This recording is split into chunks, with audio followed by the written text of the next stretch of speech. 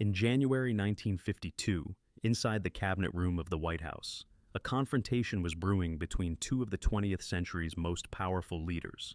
Winston Churchill, the British Prime Minister who had just returned to office, sat across from President Harry S. Truman.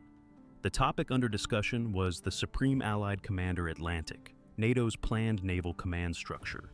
Churchill's face grew red with frustration. His voice rose as he insisted that the Royal Navy, with its centuries of maritime supremacy, deserved to command at least the Eastern Atlantic, Britain's traditional naval backyard. Truman pushed back firmly, his Midwestern directness contrasting with Churchill's aristocratic insistence. The discussion grew so heated that Truman had to terminate it abruptly, reminding Churchill that he was expected at the British Embassy for dinner that evening. This was not supposed to happen. These were friends, wartime allies, men who respected each other deeply. Yet, here they were, locked in a battle over military command that threatened to damage the very alliance both men had worked so hard to build. This is the story of why that battle happened, what it revealed about the changing balance of power between Britain and America, and how it exposed the painful reality of Britain's declining global position. To understand this confrontation, we need to go back to understand what NATO was and why the question of naval command mattered so much. The North Atlantic Treaty Organization was signed into existence on April 4, 1949. The 12 founding members were Belgium, Canada, Denmark, France, Iceland, Italy, Luxembourg, the Netherlands, Norway, Portugal, the United Kingdom, and the United States. The treaty was a response to the growing threat posed by the Soviet Union, which had emerged from World War II, with its armies dominating all of Central and Eastern Europe. By 1948, communist parties had consolidated control of Poland, Czechoslovakia, Hungary, Romania, Bulgaria, East Germany, and other territories. What Winston Churchill had famously called an Iron Curtain in his March 1946 speech at Fulton, Missouri, had indeed descended across the continent. The NATO treaty embodied a principle of collective defense. Article 5, the heart of the treaty, stated that an armed attack against one member shall be considered an attack against them all. This was revolutionary for the United States, which had traditionally avoided such binding alliance commitments. For the first time in its peacetime history, America was committing itself to the defense of Europe. But signing a treaty and creating an effective military organization are two different things. NATO initially lacked an integrated military command structure. Each member nation had its own forces, its own command chains, its own military culture. There was no unified mechanism for actually coordinating defense if war came.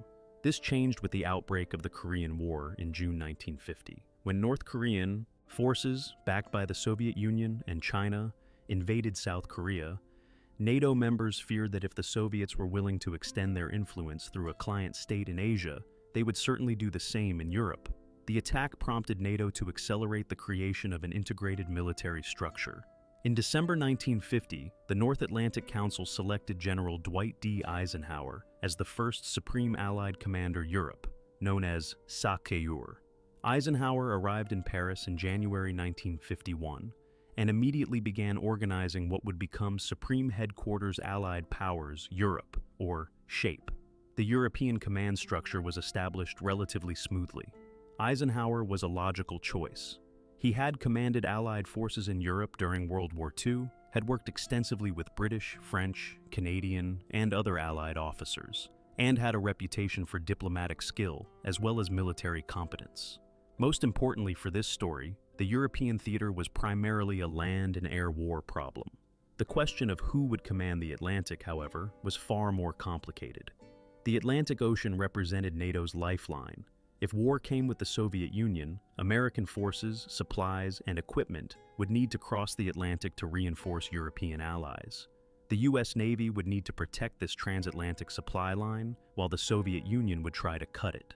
Control of the Atlantic wasn't just strategically important. It was emotionally and politically fraught, especially for Britain. The Royal Navy wasn't just Britain's naval force. It was the institution that had made Britain great. From the defeat of the Spanish Armada in 1588, through the Napoleonic Wars to the Battle of Jutland in 1916, the Royal Navy had been the world's dominant maritime force.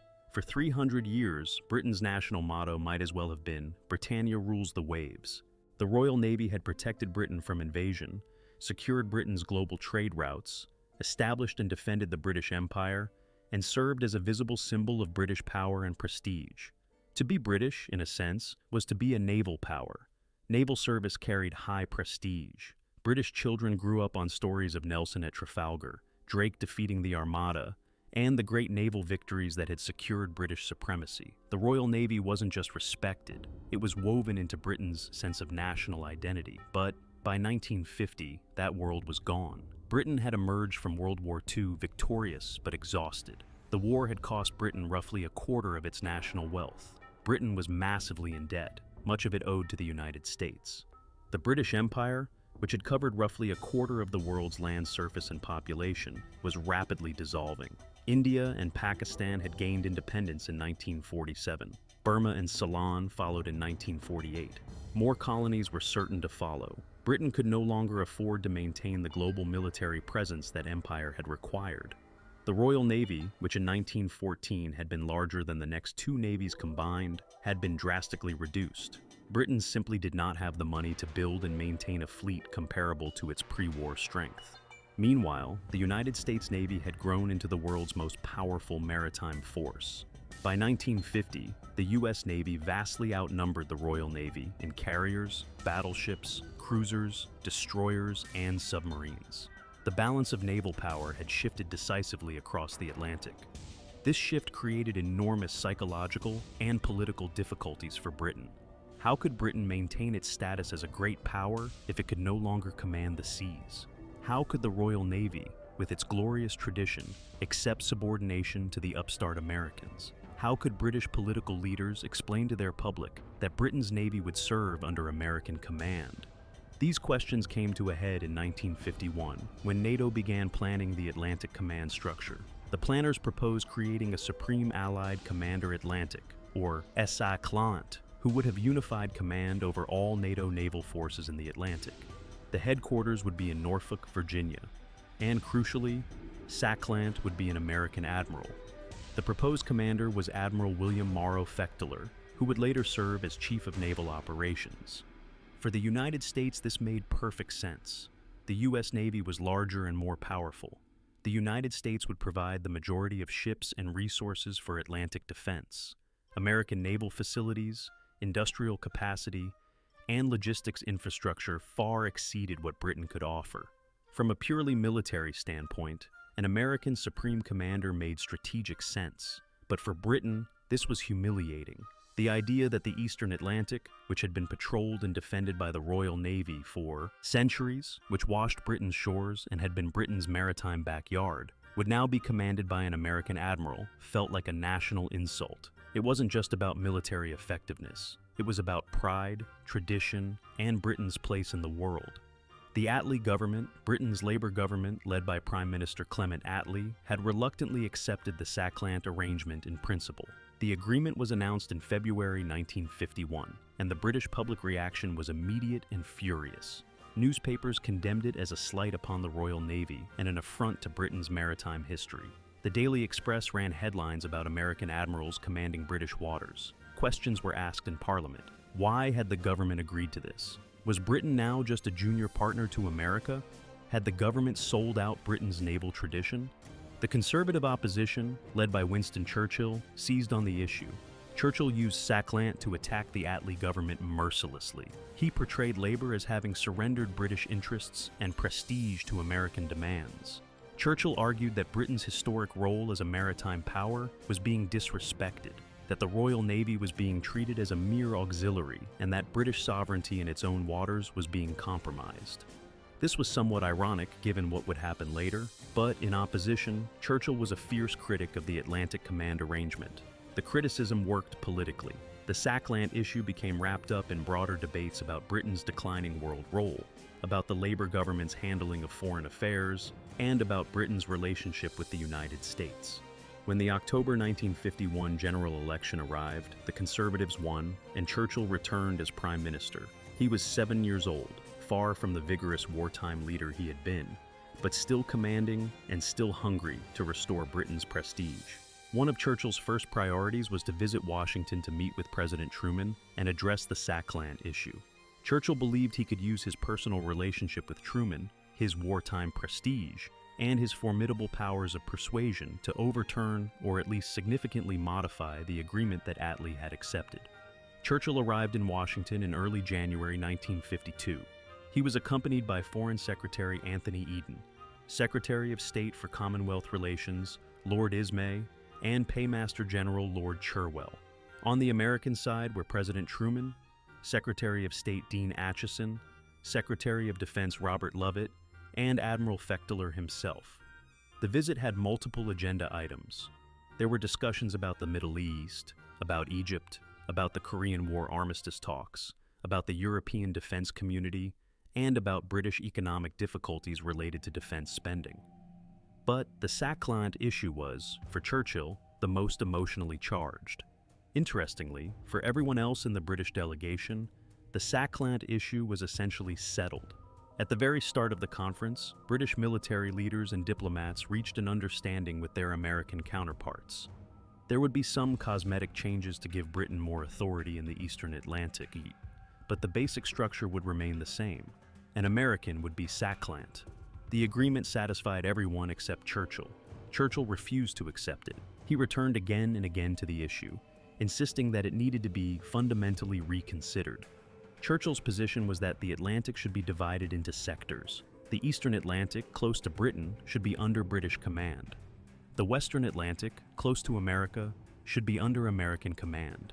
Each power would command in its own backyard, cooperating as equals rather than one serving under the other. This made sense to Churchill. It respected naval tradition, acknowledged British interests, and treated Britain and America as genuine partners rather than superior and subordinate. The Americans rejected this proposal completely. Their reasoning was both practical and principled. On the practical level, a divided command structure would be militarily ineffective. Naval warfare doesn't respect geographical boundaries. Submarines can operate across vast areas. Carrier groups need to move flexibly. Convoy routes cross the entire ocean. Having two separate commanders with separate chains of command would create coordination nightmares, especially in a fast-moving crisis. Every major naval power during World War II had learned this lesson. Divided commands led to confusion, missed opportunities, and disasters. The Pacific War had seen numerous problems arising from unclear command relationships between the U.S. Navy and Army. The Battle of the Atlantic had succeeded partly because Britain and America had eventually worked out effective coordination mechanisms. NATO's entire premise was integrated defense. The idea of deliberately creating a divided command structure contradicted the whole point of the organization. But there was also a principled objection. President Truman made this explicit during one of the heated discussions. Churchill had argued that Britain and the United States, as the two nations with the largest navies, should decide things between themselves. Truman could not accept that argument. He responded that what they were discussing was the rights of people, not the size of navies. He pointed out that all 12 NATO nations had an interest in trade routes and related matters, and that Britain and America could not decide without them. This was a fundamental point. NATO was supposed to be an alliance of equals, not a condominium run by its two most powerful members. The smaller nations, Denmark, Norway, Iceland, the Netherlands, Belgium, had every bit as much interest in Atlantic security as Britain and America. Their trade depended on secure sea lanes. Their territories could be threatened by Soviet naval action. They were contributing forces and resources to the common defense. If Britain and America simply divided the Atlantic between themselves, what did that say about the alliance? It would confirm the fears of smaller nations that NATO was just a vehicle for Anglo-American dominance. It would undermine the principle of collective security that was NATO's foundation. Truman's position reflected something important about American political culture. Americans tend to be uncomfortable with explicit hierarchy and overt assertions of national superiority, at least in public forums. The United States was certainly the most powerful member of NATO, but American leaders preferred to emphasize the alliance's democratic character, the equality of its members, and the principle of collective decision-making. Truman himself embodied this. He was a plain-spoken Midwesterner, the son of a farmer, proud of his common touch. He was deeply uncomfortable with the kind of aristocratic assumptions that came naturally to Churchill. When Churchill talked about Britain's historic role, or the Royal Navy's glorious tradition, Truman heard special pleading from a declining power trying to maintain unearned privileges. The discussions over Saklant took place during multiple meetings. On January 7, 1952, during one particularly contentious session, Churchill pushed his case hard. He reiterated his proposal for dividing the Atlantic between British and American commands.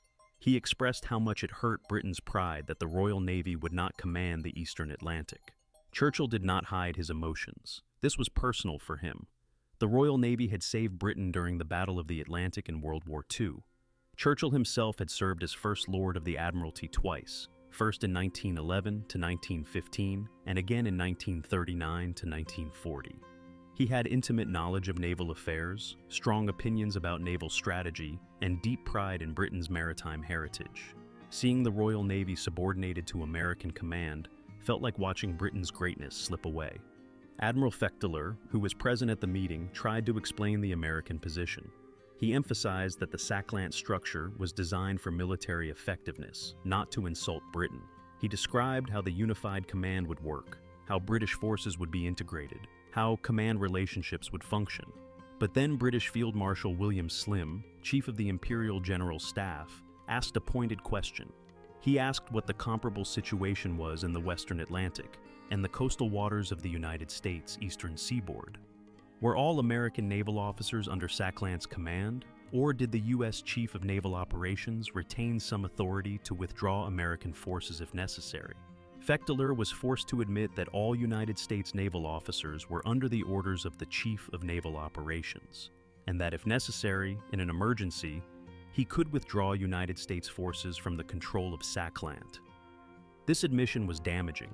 It revealed that America was proposing a command structure for NATO that gave an American admiral supreme authority over Allied forces, including British forces, but that American forces themselves could be withdrawn from that command structure by American national authorities. Britain would give up control of its naval forces, but America would retain the option to take back control of its own. This looked like double standards. Churchill pounced on this. He reiterated his proposal for dividing the Atlantic between a British and an American command. He stated that it was a great blow to the United Kingdom when it was told not only that it would not have the command, but that it would not even have an equal voice. His frustration was evident. Churchill was not just arguing policy. He was expressing wounded national pride and personal disappointment. As the discussion continued, voices rose. Arguments became more intense. The atmosphere in the room grew uncomfortable. Finally, President Truman intervened. He terminated what he later described as this very heated discussion by observing that he was to have the honor of dining at the British Embassy that night. It was a tactful way to end a conversation that was going nowhere and threatening to damage the broader relationship. Everyone understood the subtext. The president was reminding Churchill that they were friends, that they had other matters to discuss, and that it was time to step away from this particular disagreement before it caused real harm. The dinner at the British Embassy that evening went ahead.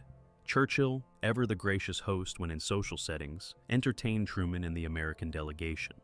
But the Saklant issue was not resolved. Churchill could not let it go. He continued to press the matter over the following days. On January 8th, there was another restricted session where Truman revisited the thorny problem, rehearsing the reasons for Churchill to accept the agreement. Truman was patient but firm. The American position was not going to change. The strategic logic was sound. The political principle was important, and frankly, America had the power to insist on its preferred arrangement. Shortly after this session, Churchill left Washington for a side trip to Ottawa. He addressed the Canadian Parliament and spent time with Canadian officials. But even in Ottawa, Churchill brooded on the Saklant issue. He could not accept what he saw as a humiliation of Britain and the Royal Navy. When Churchill returned to Washington, there was finally a breakthrough of sorts. The Americans offered what were described as cosmetic changes. The British would get extended control to the 100-fathom line off Britain's coast. There would be greater flexibility in command arrangements in the Eastern Atlantic. British officers would have more prominent roles in Saklant's staff. The wording of some documents would be adjusted to emphasize partnership rather than subordination. These changes addressed some British concerns, but did not fundamentally alter the command structure. Saklant would still be an American admiral headquartered in Norfolk, Virginia. He would still have supreme command over NATO naval forces in the Atlantic. British naval forces would still serve under his authority. After much discussion and with evident reluctance, Churchill agreed to accept the revised arrangement. A joint statement was issued on January 18, 1952. It stated that the President and the Prime Minister with their advisors had had several discussions relating to the arrangements about the Atlantic Command recommended by NATO and accepted by the late government of the United Kingdom. As a result of their discussions, they agreed that His Majesty's government and the United States government would recommend to NATO certain alterations in the arrangements which had been proposed. These alterations would extend British authority closer to Britain's shores and provide for greater flexibility in operational planning. The statement also noted that the question of the Atlantic Command was still under discussion, though in reality the fundamental issues had been settled. Churchill returned to London and addressed Parliament about the Washington visit. He emphasized that he had obtained important concessions from the Americans. He described the extended British control to the 100-fathom line as a significant achievement. He highlighted the increased British role in the Saklant command structure. He portrayed the outcome as a victory for British diplomacy and a vindication of his decision to press the issue with Truman. Labour Party MPs were skeptical. They saw Churchill's claimed concessions as mere face-saving devices. The fundamental reality had not changed. An American admiral would command the Atlantic. The Royal Navy would serve under American authority. All of Churchill's bluster and his appeals to history and tradition had not altered the basic power dynamics. The opposition accused Churchill of making much noise and achieving little, of claiming credit for minor cosmetic changes while accepting the substance of what he had previously attacked. This criticism had merit. The concessions Churchill obtained were real but limited. The extension of British control to the 100-fathom line was meaningful for operations immediately off Britain's coast. The increased British representation in Saklant's staff gave Britain more voice in planning. But these were adjustments at the margins. The core American position had prevailed. Historians who have studied this episode tend to agree on 3 points. First, Churchill was more successful at persecuting the Attlee government with Saklant than he was at convincing the Americans of his views on how naval cooperation in the Atlantic ought to be conducted. Churchill had used Saklant effectively as a political weapon when in opposition, but when in power, he could not fundamentally change the arrangement. Second, the concessions on Saklant that Churchill laid before Parliament in 1952 were inflated in their significance. Churchill oversold what he had achieved, partly to justify his confrontational approach and partly to save face after having attacked Attlee for accepting what Churchill himself had now accepted. Third, Churchill did obtain more important concessions and clarifications than public critics allowed, but these were private Anglo-American understandings that could not be publicly disclosed. There were assurances about how American leaders would consult with Britain, about how British naval expertise would be valued, and about how the United States would not simply ignore British interests. These private understandings mattered, but they could not be publicized without revealing the extent to which Britain was negotiating from a position of weakness. So, why did this confrontation happen? Why did Churchill push so hard on an issue where he ultimately had to back down? The answer lies in the gap between Britain's self-image and Britain's actual power. Churchill belonged to a generation that had grown up when Britain was unquestionably one of the world's 2 or 3 great powers, when the Royal Navy was supreme, and when British interests were decisive factors in global politics. Churchill had difficulty accepting that this era had ended. His entire worldview was built on assumptions about Britain's greatness, Britain's special role, and Britain's natural right to leadership in world affairs. The idea of Britain as a second-tier power, as a junior partner to the United States, as a nation that could no longer command its traditional sphere of influence, was psychologically intolerable to Churchill. The Saklant issue crystallized all of Churchill's anxieties about Britain's declining status. If Britain could not even command its own maritime approaches, if the Royal Navy had to serve under American authority, what was left of Britain's claim to great power status? Churchill fought over Saklant, not because the specific command arrangements were so crucial, though they mattered, but because accepting American command felt like accepting British decline. President Truman, by contrast, saw the situation clearly. Britain was no longer a superpower. The world had changed. The United States was now the dominant Western power, and that dominance needed to be reflected in command structures. Truman was not trying to humiliate Britain. He respected Churchill personally and valued the Anglo-American alliance. But Truman was also a pragmatist. He understood power. He knew that command structures should reflect capabilities, not historical sentiment. Truman also understood that NATO needed to function as a genuine alliance, not as a cover for Anglo-American domination. The smaller European nations were watching carefully. If America and Britain simply divided the Atlantic between themselves, ignoring the interests and opinions of other NATO members, those members would lose faith in the alliance. NATO would become discredited as just another tool of great power politics, rather than a collective security organization based on shared values and mutual defense. The confrontation revealed deeper tensions in the Anglo-American relationship. During World War II, Britain and America had worked as partners. Churchill and Franklin Roosevelt had developed a close personal relationship. The combined chiefs of staff had coordinated military strategy. American and British forces had fought side by side in North Africa, Italy, France, and Germany. There had been genuine cooperation between equals, or at least between near equals. But World War II had also accelerated America's rise and Britain's decline. The United States had emerged from the war with its industry intact, its territory undamaged, and its military the most powerful in the world. Britain had emerged victorious but exhausted, its cities bombed, its economy in ruins, and its empire starting to dissolve. The partnership that had existed during the war was being replaced by a more hierarchical relationship. The United States was the senior partner. Britain was the junior partner. American leaders were generally tactful about this. They praised Britain's wartime contribution, emphasized the special relationship, and consulted with British leaders on major decisions. But the underlying reality was clear. When American and British interests diverged, American preferences would generally prevail. Churchill struggled to accept this new reality. He had worked closely with Roosevelt during the war. He had spoken as an equal, sometimes even as the more experienced partner teaching the newcomer. Churchill had sat at the table with Roosevelt and Stalin at Tehran and Yalta, one of the big three deciding the post-war order. He had been a major architect of the Allied victory. For Churchill to now be in a position where President Truman could overrule his objections, where American admirals would command British ships, where Britain had to accept arrangements it disliked, was profoundly difficult. It contradicted Churchill's sense of Britain's place in the world and his own place in history. The Americans, meanwhile, were navigating their own complicated feelings about global leadership. The United States had emerged from World War II as a superpower, but American political culture was deeply ambivalent about empire and power.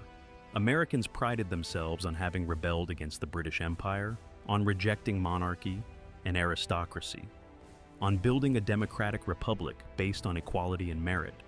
The idea of America as an imperial power, as Britain's successor ruling the waves and dominating weaker nations, made many Americans uncomfortable.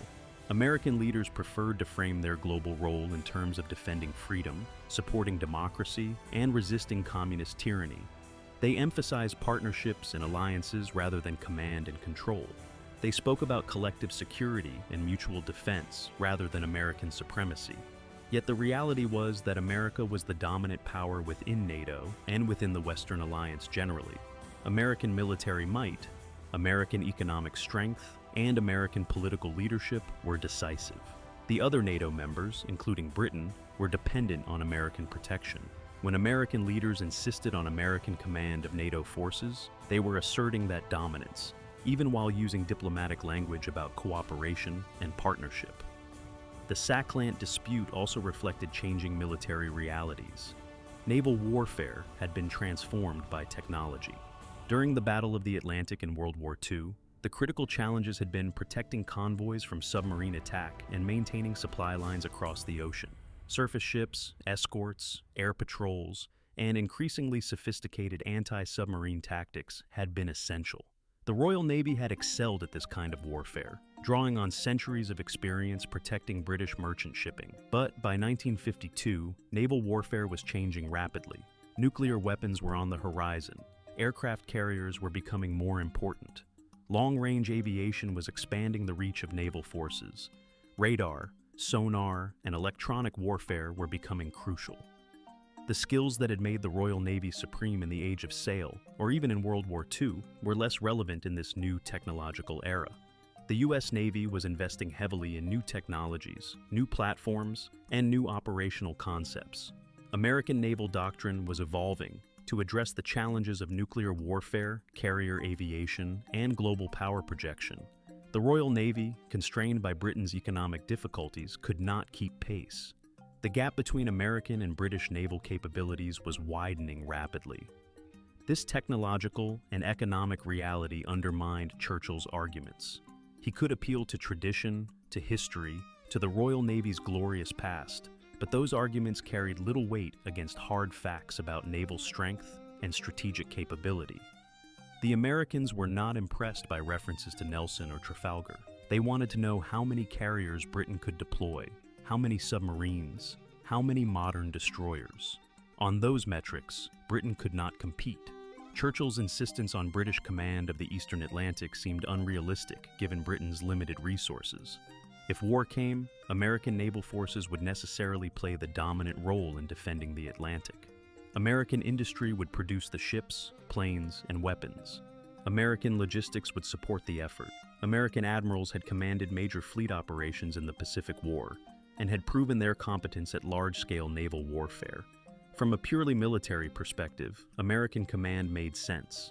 But acknowledging this reality was painful for Britain. The Royal Navy had been the physical embodiment of British power for 3 centuries. Its decline symbolized Britain's decline as a great power. British schoolchildren had learned about naval heroes like Drake, Raleigh, and Nelson. British adults took pride in the tradition of the senior service. British politicians relied on the Royal Navy as proof that Britain still mattered in the world. To see the Royal Navy reduced to a supporting role under American command felt like a national tragedy. There was also a class dimension to this that should not be ignored. The Royal Navy had historically been an institution of the British upper classes. Naval officers came disproportionately from aristocratic and gentry families. The service had a distinctive culture that emphasized tradition, hierarchy, and gentlemanly conduct. Churchill himself was the grandson of a duke and embodied the aristocratic worldview that had long dominated British politics. The American military, by contrast, was more democratic and meritocratic. American officers came from diverse backgrounds. Truman himself was the son of a Missouri farmer. The clash over Sackland was partly a clash between an aristocratic worldview that emphasized tradition, status, and hierarchy, and a more democratic worldview that emphasized capability, pragmatism, and results. The personal relationship between Truman and Churchill was complicated. The two men respected each other, but they were very different people. Truman was direct, plain-spoken, and unpretentious. He disliked pomposity and had little patience for appeals to tradition or status. Churchill was eloquent, literary, and steeped in history. He saw himself as part of a grand historical narrative, the latest in a line of great British leaders stretching back through time. When Churchill invoked the Royal Navy's tradition or Britain's historic role, he was genuinely moved by these ideas. They were not just rhetorical flourishes. They reflected his deepest beliefs about Britain and about himself. Truman, listening to Churchill's historical appeals, saw an old man clinging to a past that was gone. He admired Churchill's wartime leadership and enjoyed his company, but he did not share Churchill's worldview. Truman understood that the world had changed, that power had shifted, and that command structures needed to reflect current capabilities, not past glories. The Americans also had to deal with a delicate political situation at home. President Truman was in his final year in office. He had decided not to run for re-election in 1952. General Dwight Eisenhower, the former Führer, was running for president as a Republican and was heavily favored to win. Truman needed to maintain NATO's credibility and demonstrate American leadership. If he had given in to Churchill's demands and restructured the Atlantic Command to accommodate British sensitivities, it would have looked like weakness. It would have suggested that America could be pressured to abandon sound military planning for the sake of an ally's wounded pride. It would have set a precedent that other NATO members could demand special treatment based on their historical claims or national sensitivities. Truman could not allow that to happen. NATO needed to be based on military effectiveness and collective decision-making, not on great power privileges. There was also the broader context of the Cold War. By 1952, the confrontation with the Soviet Union had intensified. The Korean War was stalemated. Soviet forces in Eastern Europe were growing stronger. The United States had developed nuclear weapons, but so had the Soviet Union, which tested its first atomic bomb in 1949 and was working on hydrogen bombs. The military balance in Europe remained precarious. NATO's conventional forces were outnumbered by Warsaw Pact forces. If war came, NATO would need to function as an effective military alliance, not as a collection of national contingents each pursuing its own approach. The SACLANT command structure was designed to ensure unity of command, rapid decision-making, and effective coordination. Anything that compromised that effectiveness for the sake of national pride or historical sentiment was unacceptable. American military planners and political leaders saw Churchill's insistence on British command of the Eastern Atlantic as exactly this kind of compromise. They believed it would weaken NATO's military effectiveness for the sake of British sensitivities. They were not willing to take that risk. Secretary of State Dean Acheson, who was deeply involved in the Washington meetings, later wrote that he thought Truman and Churchill had got on well, and that Truman had made it very clear that he not only respected Churchill greatly, but also that he was very fond of him. But Acheson also noted that Truman had clearly become exasperated at times with Churchill and his haranguing over SACLANT. Truman tolerated it because of his respect for Churchill and his understanding of Britain's difficult position. But there were limits to that tolerance. At one point, Acheson intervened in the discussions to help craft compromise language that might satisfy Churchill without fundamentally changing the command structure. This resulted in the cosmetic changes that were eventually agreed upon. But Acheson, like Truman, never wavered on the core principle. The Atlantic Command would be unified under an American admiral. Lord Ismay, who was part of Churchill's delegation and who later became NATO's first Secretary General, thought the conference had been successful despite the tensions over SACLANT. Ismay had extensive experience with international conferences and believed this one had accomplished its broader objectives of strengthening the Anglo-American relationship and coordinating NATO policy. The SACLANT dispute, while difficult, had not derailed the overall positive tone of the meetings. This assessment was probably correct. Despite the heated discussions, despite Churchill's frustration and Truman's exasperation, the Washington meeting did accomplish important things. It demonstrated that Britain and America's EU could disagree strongly on specific issues while maintaining their broader alliance. It showed that NATO could accommodate different national perspectives and work through conflicts. And it resulted in agreements on multiple important issues beyond SACLANT. After Churchill returned to Britain and addressed Parliament, the controversy gradually faded. SACLANT was formally established on January 30, 1952, with Admiral Lindy D. McCormick as the first Supreme Allied Commander Atlantic. British officers served on his staff. British ships and facilities were integrated into the NATO structure. The Eastern Atlantic arrangements gave Britain significant operational authority in its home waters. In practice, the command structure worked relatively well. The predicted military inefficiencies did not materialize. British and American naval forces cooperated effectively within the unified command framework. The fears that the Royal Navy would be treated as a mere auxiliary proved mostly unfounded. British naval expertise was valued, and British officers played important roles in Atlantic defense planning throughout the Cold War.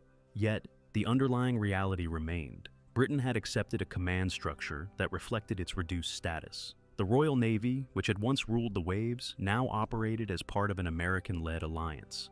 This was not unique to the naval sphere. In virtually every area, Britain was having to adjust to its new position as a second-tier power. The British Empire was dissolving. British economic power was declining relative to America's. British military capabilities were shrinking. Britain still mattered in world affairs, but it mattered less than it had. This adjustment was painful, especially for Churchill's generation. For younger British leaders who had come of age after World War II, the new reality was easier to accept. They had not experienced Britain's imperial glory at its peak. They could more easily see Britain as an important middle power within a larger Western alliance led by the United States.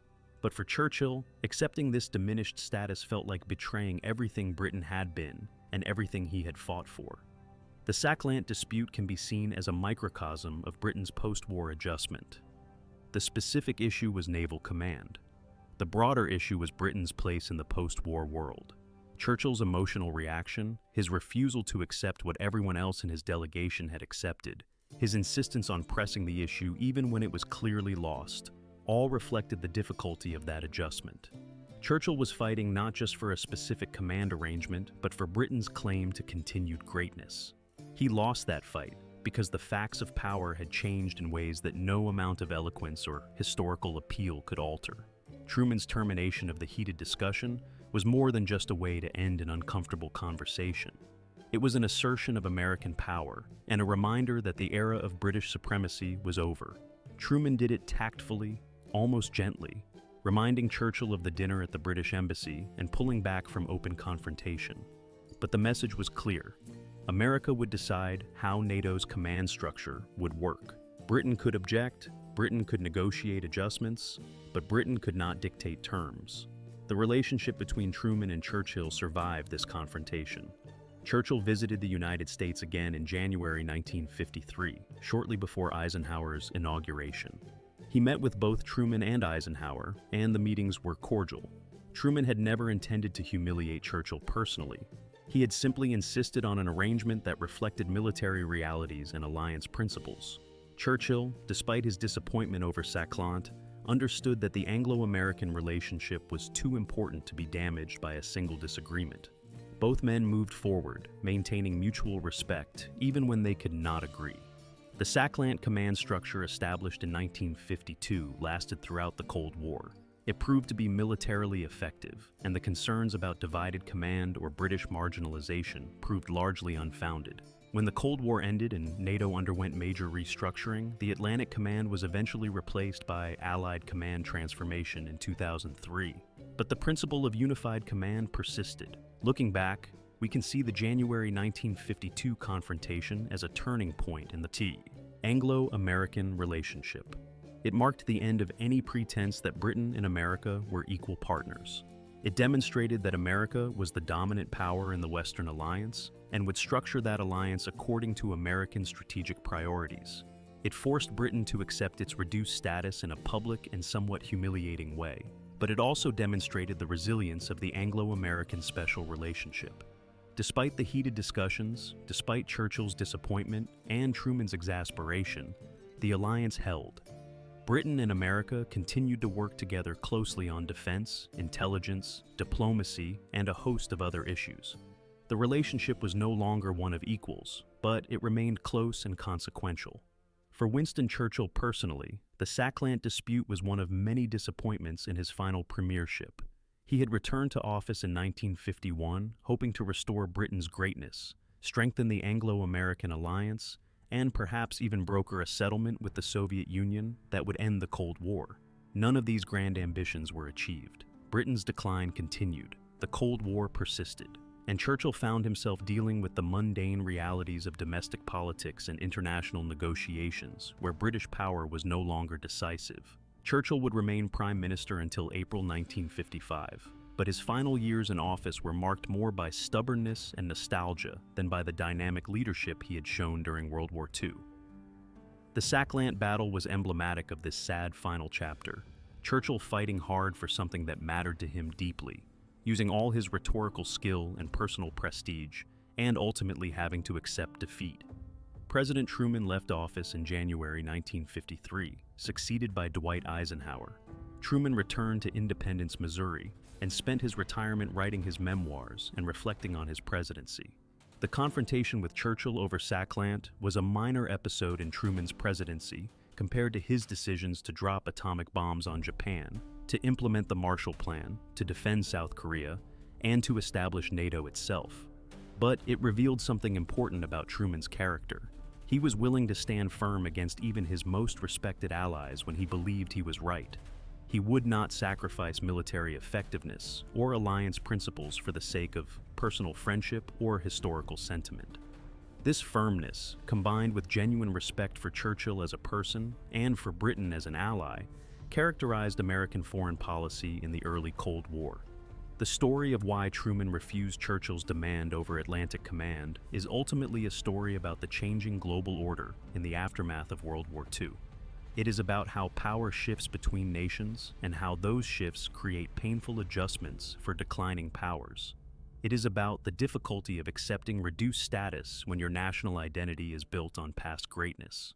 It is about the tension between strategic effectiveness and national pride, And it is about how even the closest allies can have profound disagreements while maintaining their fundamental partnership. The heated discussion that Truman had to terminate in January 1952 was not the end of the Anglo-American alliance. It was a moment of honesty about the new reality of power in the post-war world.